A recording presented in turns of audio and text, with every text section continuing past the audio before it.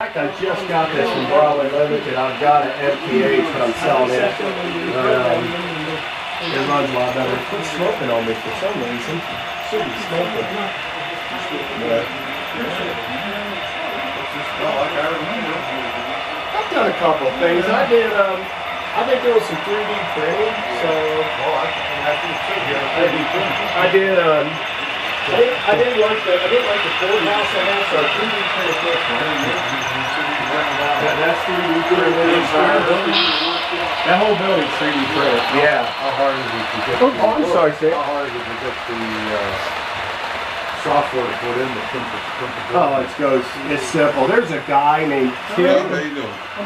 Rumble or whatever his name is. He does through a thing called Thingiverse.